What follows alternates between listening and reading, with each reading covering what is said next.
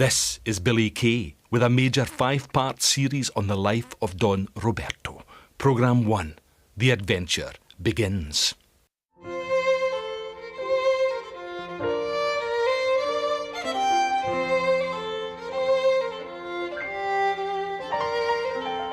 I'm standing in the beautiful ruins of an Augustinian priory on the Isle of Inchmahome in the Lake of Menteith, a place of sanctuary for Robert the Bruce and Mary Queen of Scots lang syne.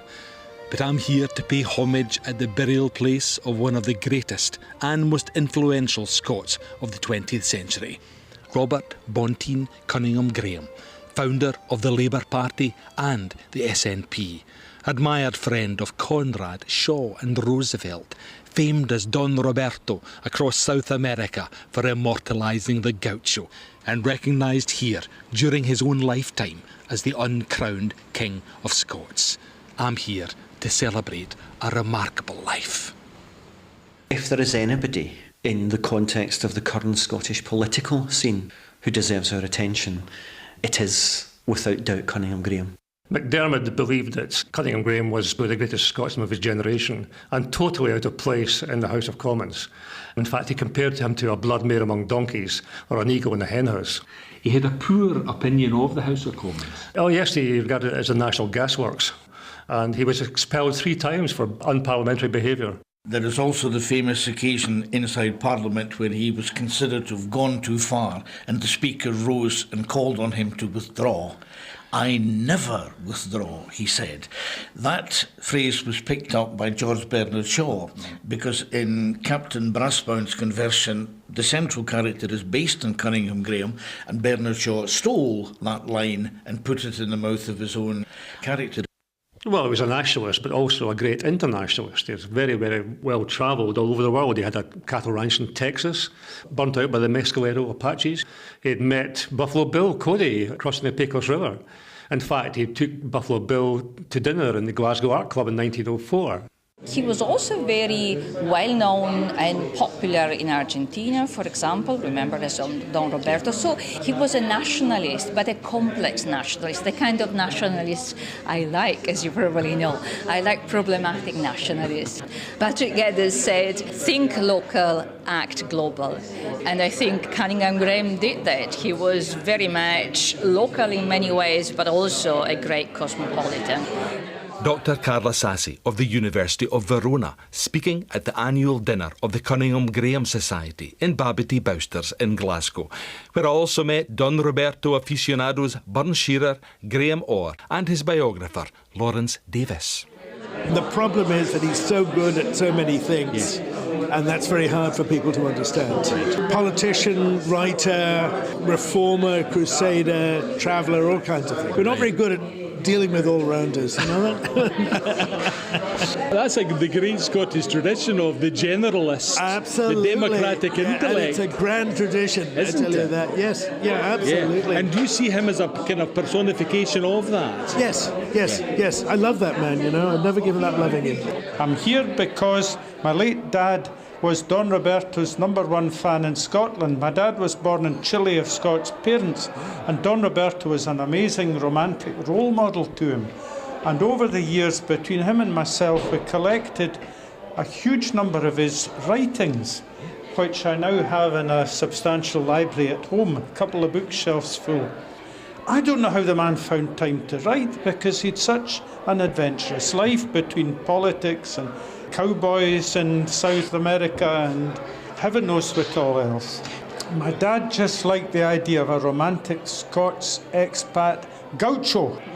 My family and myself used to go to the Lake of Menteith across to the island at Inchmahome for picnics, and I was interested in Robert Bonteen Cunninghame Graham from a young age. Of course, living in Helensburgh, I had a place at Ardagh, which wasn't very far away, and then I read some of his short stories and his story of his trip to Morocco, so he fascinated me as a character.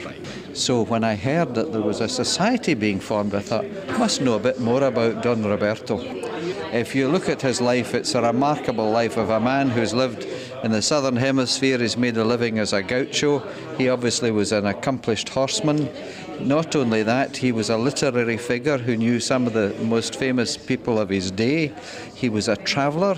He was something of a polymath. And for all these reasons, a man like that has to be appreciated, particularly if it raises interest among school children, because this is a man they should know about.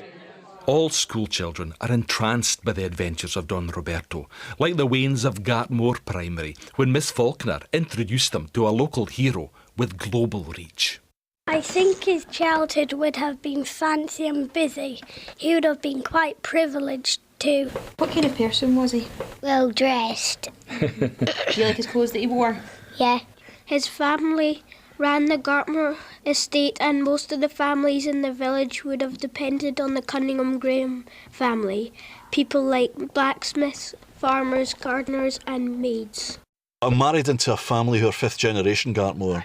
My father-in-law, may he rest in peace, remembered Cunninghame Graham when he was a small boy. Cunninghame Graham was an older man and came to the smithy.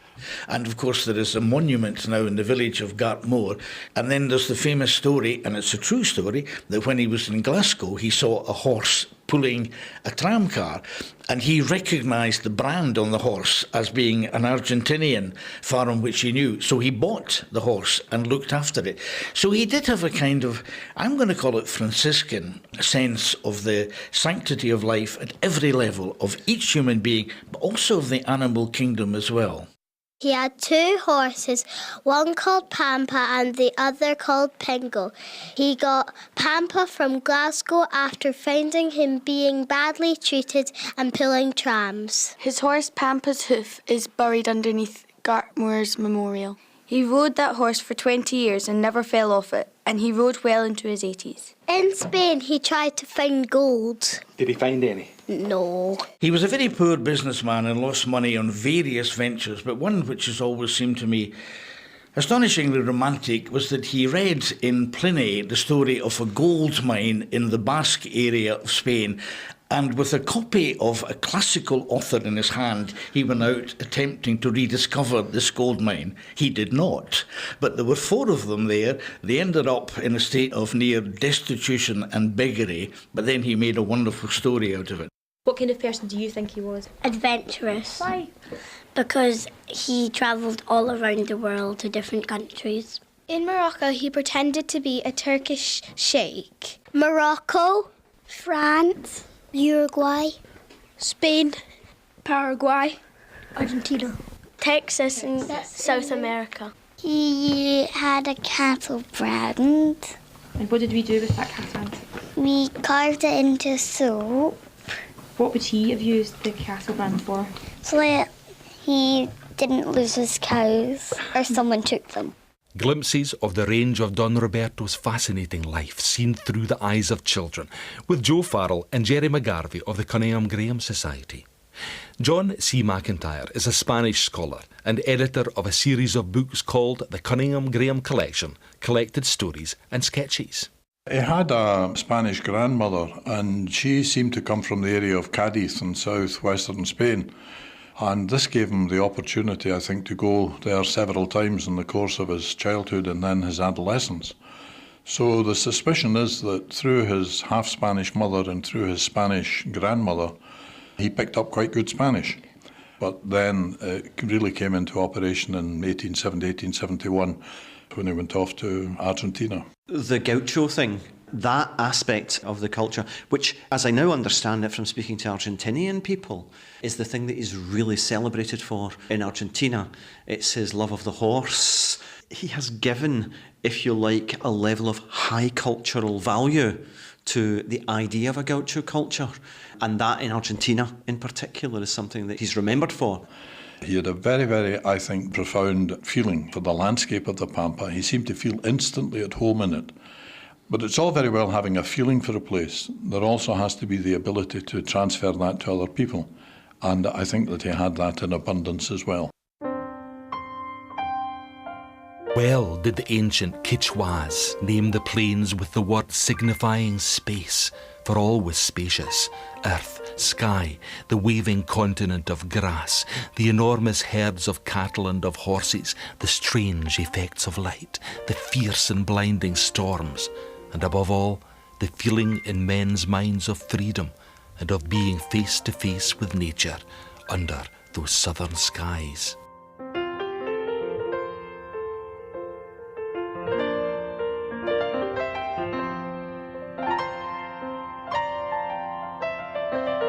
Don Roberto's beautiful description of La Pampa, and joining him in achieving what J.K. Chesterton called the adventure of being Cunninghame Graham, was a woman who also had deep roots in that exotic South American landscape. Or did she? His wife was called Gabriella. Well, she was believed to be called Gabriella, and she was half French, half Chilean, but actually she was an actress from Yorkshire and her real name was Carrie Horsfall. What a story that is, isn't it? Why do you think she changed her name? Have you any idea? Because it was more of a posh name. His marriage has this extraordinary relationship he has with this young woman who apparently he met while on horseback in the Champs-Élysées and almost knocked down. Interestingly, he almost does exactly the same thing about 50 years later to another woman, so I'm doubtful about that. And he brings home this third Chilean, third Spanish, third French noblewoman, Gabriella de la Belmondière. I think the two of them cook up together. Basically, I think they create between them this wonderful idea. I'm sure the two of them, in evenings alone together, fell about laughing about making this thing up. But I think it's also wonderful. I think in a sense it's not even a lie. She was never Carrie. She couldn't do that job of being the ordinary English woman. Just as Don Roberto could never be the man in line for the throne and to be kind of old-fashioned nobility. He was never interested. They become themselves. And they become themselves beautifully, I think. And they create this wonderful story, but the story is somehow more true to who Gabriella Carrie actually is. She actually is a rebel spirit and a fascinating scholar and a terrific writer. She writes about Catholic mystics. I mean, that's kind of wonderful too, because it's completely different from how the rest of our politics, except everything in the Cunninghame Graham's life all feeds in. It all feeds into a bigger, richer, more powerful view of the world. They always wanted to be together. They always went travelling together. Now they're both buried at Inchmahome Priory together. Yeah, and he buried his wife. I went to the Lake of Menteith for the programme on Don Roberto, and it was lovely. It was a really quite important moment for me, because what he did was he dug her grave and he lined it with heather. And it's a beautiful place. What brought back to my mind was the Lady of the Lake. It's a lake in Menteith. A chieftain's daughter seemed the maid, which is wonderful because she'd changed her life. And actually on Gabriella's grave, there is a plaque in Spanish. Los muertos abren los ojos a los que viven.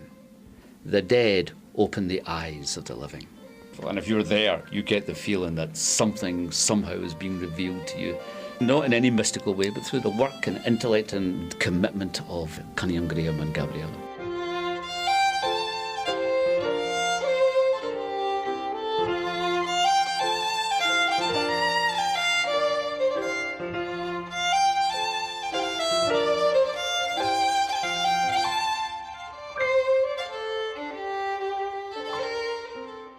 Writer Chris Dolan, who presented the television documentary Don Roberto in 2008 and is still haunted by the memory of both him and Gabriella, who are buried in the ruins of Inchmahome Priory in the Lake of Menteith, at a place which I've always found very atmospheric, very moving.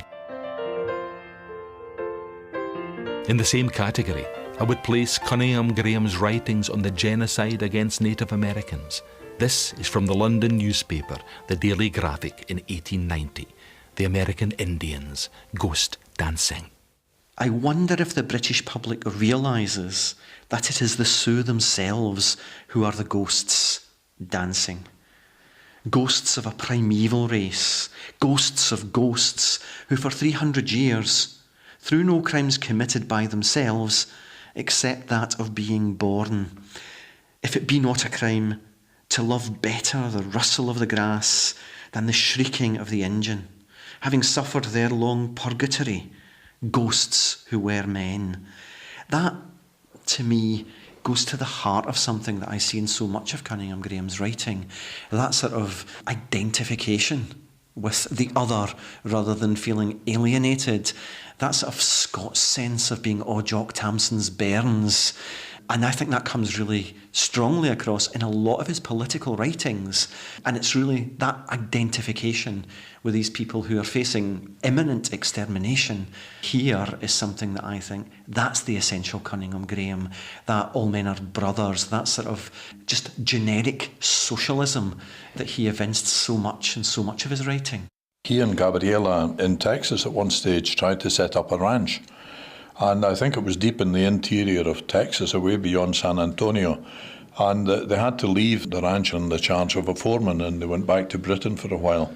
And while they were away, of course, either the Apaches or the Comanches destroyed the place, as was quite common in the 1880s. But there's never a sense of bitterness or resentment from Cunninghame Graham about that. He just saw that as part of the natural world of the American Indian. We might have taught them something. They might have taught us much. Soon they will all be forgotten, and the lying telegrams will speak of glorious victories by our troops. Once more, sin will be committed in the name of law and progress.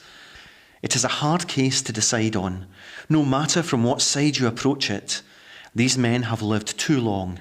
Better, therefore, they die fighting. No one will regret them but myself, except perhaps their ponies, who may feel their new owner's hands heavy on the horsehair bridle. The majesty of civilization will be vindicated, one more step towards universal hideousness attained, and the Darwinian theory of the weakest to the wall will have received another confirmation to strengthen those who want to use it against the weakest here in Europe. Chris Dixon, Head of Languages at Dublin Institute of Technology. In an era when so-called scientific racism was endemic, Graham's sensitivity to marginalised indigenous peoples was way ahead of its time. Well, like everybody else of his generation, the Victorian generation, he believed that the empire was a good thing. Britain was spreading the light throughout the world. It was spreading civilization. But the more he looked at it, he realised it was just an excuse for plunder. For most of his life, certainly his parliamentary life and later, he was a great anti-imperialist. He'd seen what had happened in South America. He couldn't do anything about that, but he could certainly say things about what was happening in Britain's empire. This came to a head in about 1896-97, really before Queen Victoria's Diamond Jubilee. He wrote some very, very strong articles against the empire. He referred to Africa as our national disgrace. He referred to Queen Victoria as the Queen of Famine and the Empress of the Black Death. He was attacking all sorts of people, especially people like Cecil Rhodes, who were carving out an empire in southern Africa. He referred to him as the Bulawayo burglar.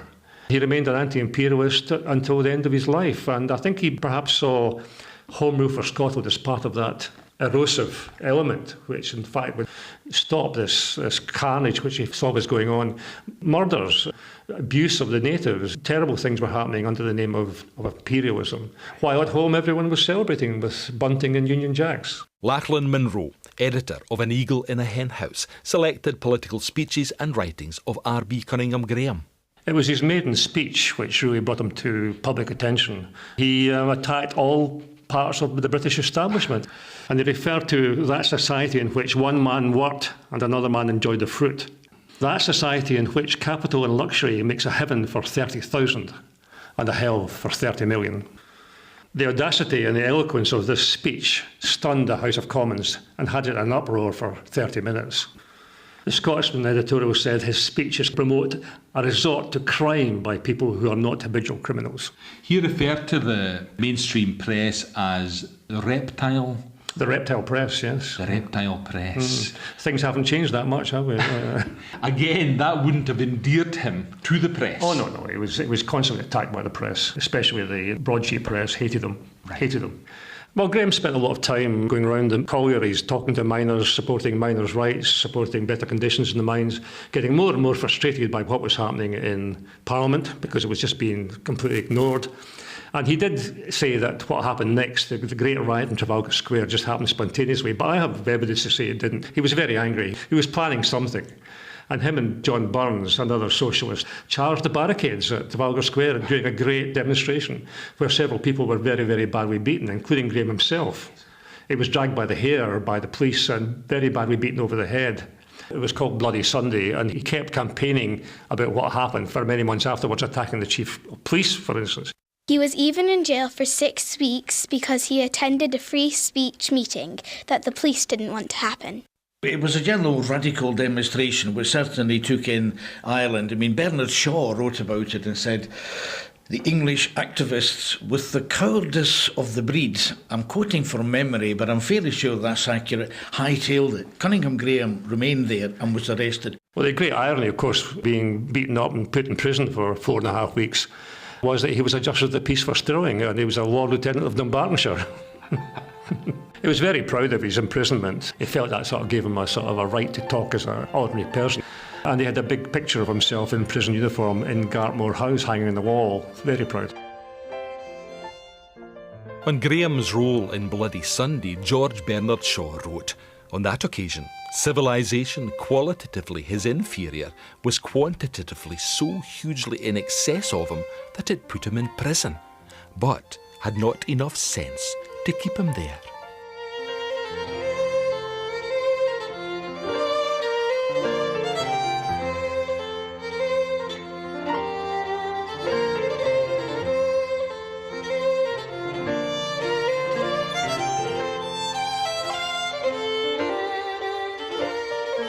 Graham's role in the foundation of the Scottish Labour Party and subsequent shift to the SNP is still a matter of vigorous debate, but everyone is united in the fact that he was the first genuine socialist at Westminster. Former SNP MSP Rob Gibson and Labour Party activist Jerry McGarvey.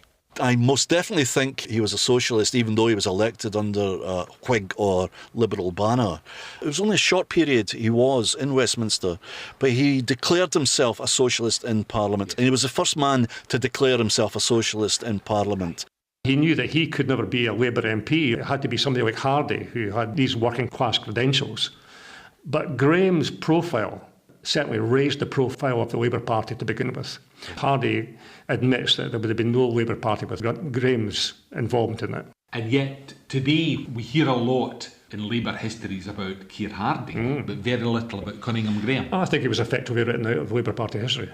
He was a founder of the Scottish Labour Party, and I was speaking to Donnie Munro of Runrig in January by chance in Portree, and he said, why has he been cut out of the Labour Party's canon of heroes?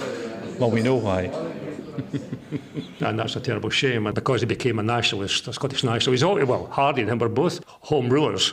And there were lots of prominent socialists who were home rulers. And do you think that tension is still there today? Undoubtedly. I mean, if you look at somebody like John Maclean, Maclean, who was a great communist, roughly the same period though they never met, he was converted to Scottish nationalism for the same reason. And Maclean has been written out of Labour Party history as well. I mean, he's still a hero to many, but he's not a hero in the Labour Party. And unfortunately, Graham isn't either.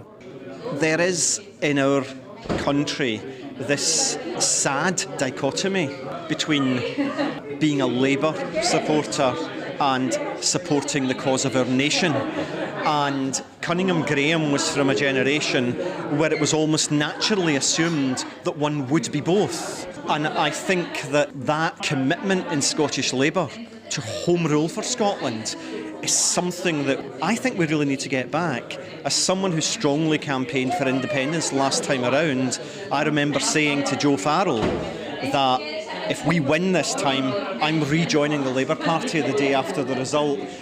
I never left the Labour Party, but in 1997 the Labour Party left me, and I have never lost my Labour and nationalist roots, and I see the two as being one and the same. And Cunninghame Graham, to me, has always been someone that represents that tradition of radicalism, socialism and nationalism that in terms of my Scottish identity, I see as being one and the same. He started the Scottish Labour Party first, then he started the Scottish National Party. He was elected the first ever president of the Scottish National Party in 1934. Well, Well, he was a great speaker at these rallies and very inspiring. And one of the great quotes he said is, "We know that Scottish nationalists cannot bring in the millennium. But as conservatism, socialism and liberalism all have failed, let us as Scotsmen try a national cure.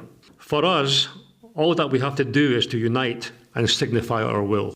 For my archive series, I recorded a lady who saw Cunninghame Graham looking magnificent on horseback at the Bannockburn rally in the 1930s, an iconic image in the early years of modern nationalism. But the series will tell you much more about this incredible man's life and the creative energy he generated. Join me over the next 4 episodes for that. But for now, we'll end with contemporary voices on his enduring legacy. He came out twice a year to talk at all the rallies, and he brought in lots of new young people and new supporters because, again, of his high profile. Everyone knew him. He was a very, very famous man. In fact, in 1927, the Sunday Post said, "There are few men nowadays so well known as Mr. RB Cunninghame Graham." And it's remarkable how his name so quickly disappeared off the Scottish landscape. He died of pneumonia on the 20th of March 1936 in Argentina. When he died, the President of Argentina led a tribute and funeral to remember him. He's revered in Argentina. When he died in a hotel in Argentina in 1936, there was virtually a national funeral, attended by the President of the Republic and all of the senior political and cultural authorities of the day. And he lay in state in the theatre there and was visited by the President. His body was lay in state before it was brought back to Scotland. So he was revered in South America and an international figure of some note. I think it's a great cause of sadness that a man who was such a proud Scot, but so clearly a citizen of the world, is actually better known and more widely celebrated in Argentina than he is in his own native land.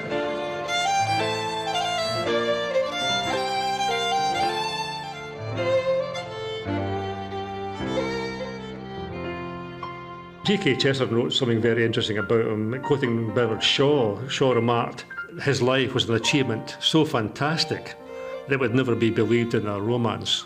I don't think people know as much about him as they should know, and I think one day, when his legacy is fully realised, he will be seen as a prophet for modern Scotland.